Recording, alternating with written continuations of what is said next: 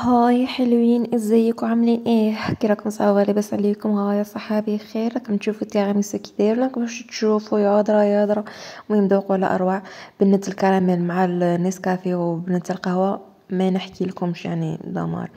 عندنا لهنا ماسكاربون وزوج فلون كراميل، قادرين نديرو غير واحد، وكاس تاع بودرة الشونتيي وشويه حليب. نضربوهم مليح مليح، ومن بعد نروحو نضيفو لهم ملعقه تاع النسكافيه وشويه قهوه بريس عاديه. قادرين نستغناو على النسكافيه نهائيا في هذه الوصفه. نطلعوهم مليح وتكون الكريمه شويه خفيفه، يعني ما تكونش كيما القوام تاع بودره الشونتي كنطلعوها بالحليب. زعما من نستخدموها اللي غادي تجي الكريمه تاع التيراميسو تجي دائما خفيفه.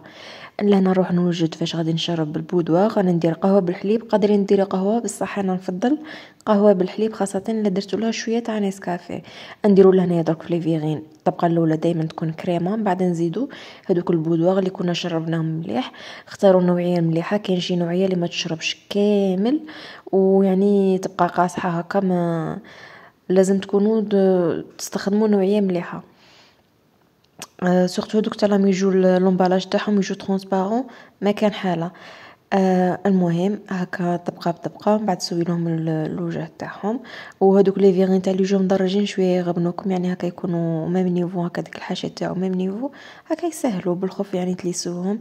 ونرش لهم شويه تاع الكاكاو كما راكم تشوفوا. ولا انا رحت كملت لي فيغين لي راهم باقيين لي، عمرتهم كامل كيما العاده طبقه بطبقه.